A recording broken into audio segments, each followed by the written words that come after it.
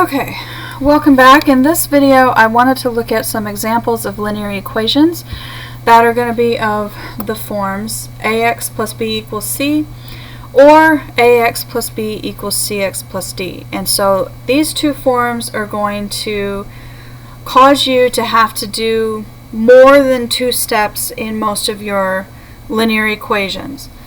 Now, with that, we are now entering into the realms of having different solution types. So we have three different types that we have to talk about. The first is called conditional. Conditional would be those finite solutions. Finite solution essentially means that you actually find an answer to your variable. In other words, x equals 3. A contradiction is where you don't have a solution, meaning your variable goes away and what you're left with is a false statement. In other words, we all know that 5 does not equal 12. Therefore, you have a false statement. Now, an identity is where we have what's called an infinite solution. Again, for most of those, it means your variable completely goes away, but in this case, what's left behind is a true statement. For example, 4 equals 4. What an infinite solution tells you is that it does not matter what you choose to be your x value, you'll get a true statement out of it either way. So those are three different solution types that you could possibly see.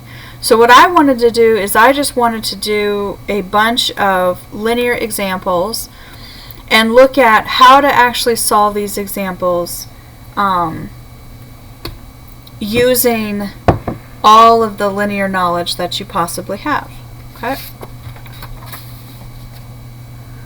So to start with, I have 5 plus 5x minus 6 equals 9. So the first thing I want to do is I want to combine my like terms here. So in this case, I have 5 minus 6. So I'm going to have my 5x. 5 minus 6 is a negative 1 equals 9. I'm going to take this negative 1 and I'm going to shift it to the other side of my equation. It is already being subtracted, so to move it says that I have to add. Therefore, I'm left with that 5x is equal to 10. I need to divide everything by 5, so here x is going to be 2. This is an example, obviously, of a conditional statement because x equals an actual value. This is a finite solution. Now, I'm looking at this next one. Notice the first thing I need to do is combine my terms here. So 4n minus 10n is a negative 6n plus my 35 equals, and then I have to combine these over here. So 1 minus 2 is a negative 1. I'm going to take this 35 and I'm going to move it to the other side of my equation. Because it is added, in order to move it, says I have to subtract. So I get that negative 6n is equal to negative 36. Divide everything by 6 and you get again that n is equal to positive 6. Why? Because negative over negative is positive. 36 over 6 is 6. Again, we have a finite solution because we found a value for n.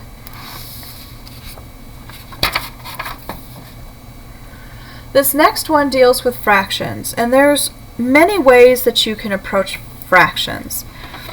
The easiest way that I like to approach fractions is I like to change the fractions to a linear by using the LCM to remove denominators.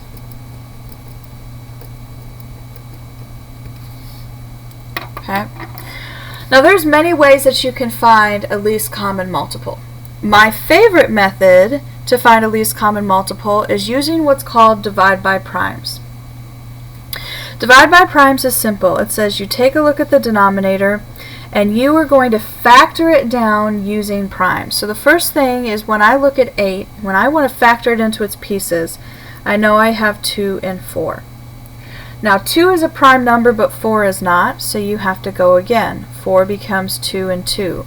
Since all of these are prime, I have factored as far as I can go, and what I know about 8 is I have 2 cubed. Okay. Now, the next denominator I have is a 4, and we already looked at the fact that 4 becomes 2 times 2. Since 2's are both primes, it means this gives me a 2 squared. I then have 2, which we know reduces to 1 and 2, which basically gives me 2 to the first. The last one I have is a 10, and 10 would break down into 2 times 5. So this would be 2 to the first and 5 to the first. Now that we've broken all of them down, what you have to do is you have to only use, so the LCM is where we're going to only use the highest power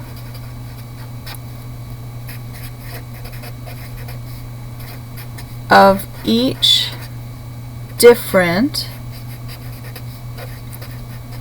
term. Okay. So when I'm looking at my 2's, I have all of these 2's to look at. I have 2 to the third, 2 squared, 2 to the first, and 2 to the first. I only want to use the highest power. So that tells me I'm going to use 2 to the third. Now the other term that I have is 5, and in this case it's 5 to the first. I only have one of them, so I have to use it. This means that my least common multiple is found by taking 2 to the third times 5 to the first. Well, 2 to the third is 8 times 5 gives me 40. So my least common multiple is 40. Now what I'm going to do with that is I'm going to take it and I'm going to multiply by my entire equation here. So I'm going to take this 40 and I'm going to multiply it by every term I have. So 5 over 8x minus my 1/4 x plus 1/2 equals 3 over 10.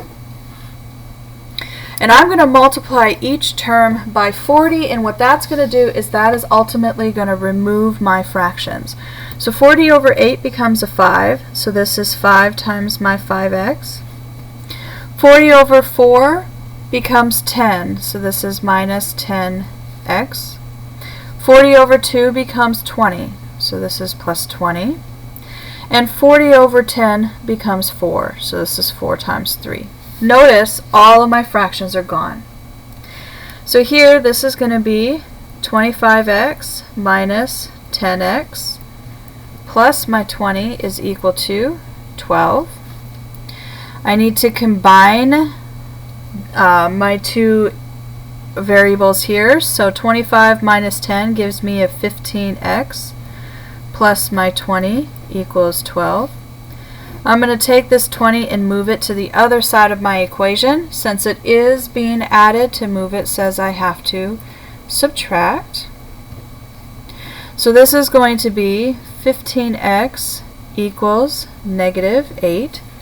And then the last thing I need to do is I have to divide everything by the 15. So we get that x is negative 8 over 15. And thus, this is my result. Okay. Now obviously doing the divide by primes is just one such method that could have been used with fractions. Any methods that work would be, say, acceptable to most instructors. I just personally find divide by primes to be the easiest way of finding that least common multiple. In this next example, I have to start by distributing through my parentheses before I can do anything else. So here, 4 times 5 is going to give me 20, minus a 4x. 8 times 3 is 24x plus 80. I'm going to go ahead and I'm going to move my 4x over so that I can keep my variable positive. Since I'm subtracting, to move it says I have to add. So this becomes 20 equals 24x plus a 4x plus my 80. I'm going to take this 80 and I'm going to move it to the other side. Since it's positive, to move it again says I have to subtract. So 20 minus 80 is a negative 60, is equal to a 28x. I need to divide everything by 28. So I get that negative 60 divided by 28 is equal to x. Now, when we're looking at this, we have to reduce, reduce, reduce. There's many ways that you can look at trying to reduce. The fastest way is to find the largest number that is involved in both top and bottom. However, I find most students start to panic when we have to reduce with our fractions, and therefore we don't always necessarily use the largest value. Instead, what we notice is that both the top and bottom is even, so instinctually, I think that's a word, we would divide out an even. Well, the first even most think about is 2. So if we divide a 2 out of top and bottom, then we're going to end up with negative 30 over 14 is going to equal my x. Now again, we need to look at 30 and 14, and again both of these are even, and so we can take another 2 out, and this becomes negative 15 over 7 equals x. When we look at 15 over 7, well, the first thing to notice is that 7 is prime. Therefore, this is as far as we can go, and this would be our solution. So what you have to remember here with this one specifically is that you have to reduce your fraction as far as you can until you cannot reduce anymore. Okay?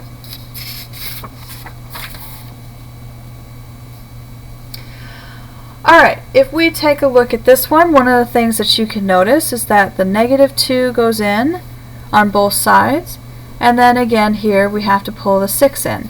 And this 4 and this 2 are going to remain on the outside until we've dealt with our parentheses here. So this becomes a negative 2y. 2 times 5 is a negative 10 minus 4 is equal to a 6y minus 12 plus 2. We need to go ahead and combine our terms. So this is a negative 2y, and then we have minus 14 is equal to a 6y minus 10. I'm going to take this 2y and I'm going to move it so that I can keep my variables positive. Because it is negative, to move it says I have to add. So this is negative 14 equals 6y plus 2 gives me an 8y minus 10. I then want to take this 10 and move it. Again, since it's negative, to move it says I have to add. So negative 14 plus 10 is going to give me a negative 4 equals 8y. I need to divide everything by 8. So negative 4 over 8 equals y. And remember, the name of the game with fractions is reduce, reduce, reduce. So here this is going to be negative 1/2 equals y. And thus we have found the solution to our problem.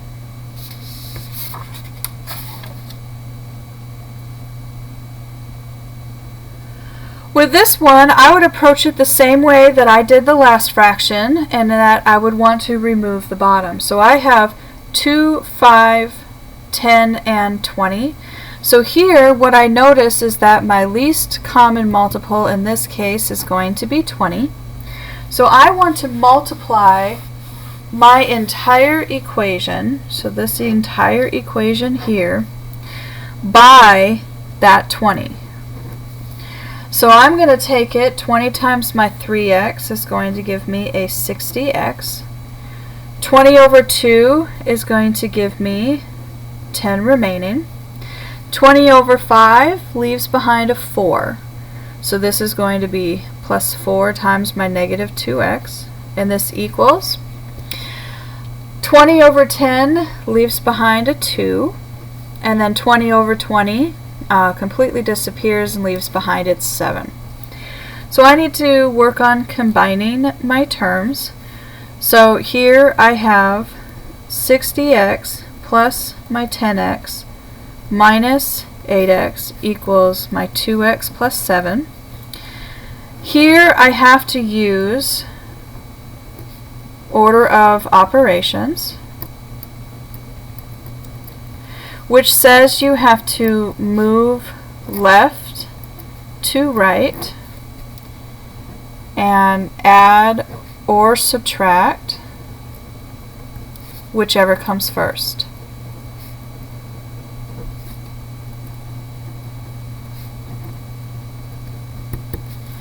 So here I have 60 plus 10 is going to give me a 70 minus 8 leaves me with a 62x equals 2x plus 7. Okay. I'm going to take this 2x and move it. Because it's positive, to move it says I have to subtract. So 62 minus 2 leaves me with a 60x. And this equals 7. Divide everything by 60 and we get that x equals 7 over 60. Since there's nothing I can do with that, it means that I'm totally done.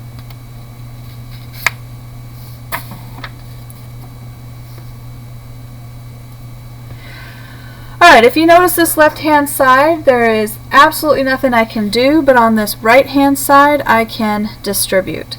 So here, this is going to give me a negative 2x plus 13 is equal to a negative 2x plus 14. Now I want you to notice this 2x and this 2x are identical.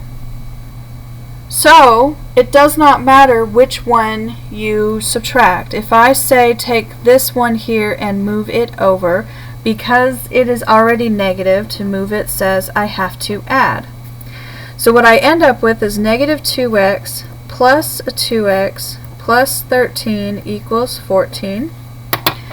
And if you see, if you look at this right here, clearly you can see that my x is going to go away, and what it leaves behind is that 13 equals 14. Well, we all know from algebra, or just from straight numbers, that this is actually not true. This is called a false statement. Therefore, you have no solution. What it means is that there is nothing we could input for our x value that would ever cause this equation to be true. The last thing we have is I can take this one and I can distribute the 7 through, and then take a look at this one.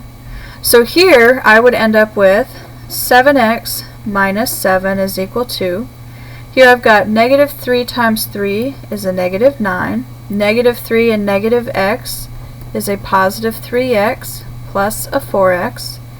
I need to combine these together, so I get that 7x minus 7 is equal to negative 9 plus 7x. And again, we can take a look. And if you notice, my two x's here are identical. Therefore, this leaves me with negative 7 equals negative 9, which, as we said before, this is a false statement.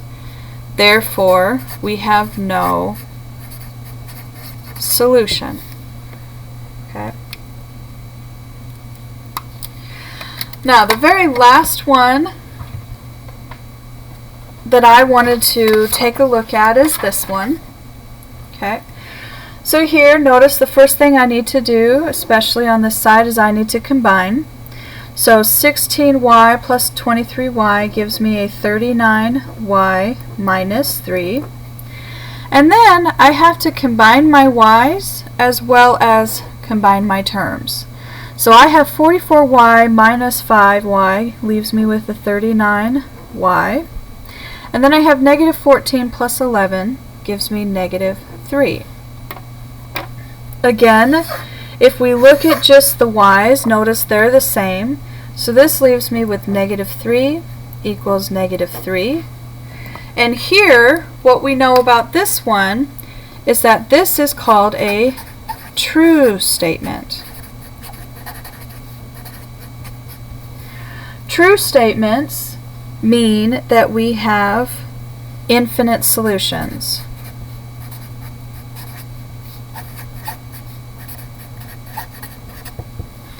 It means that it does not matter what you choose your y to be, you will always get a true statement out of it.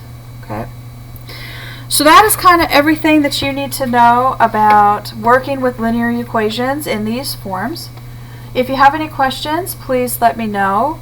Otherwise, remember to just keep smiling, have tons of fun with your math, relax, and as always, I'll see you next time.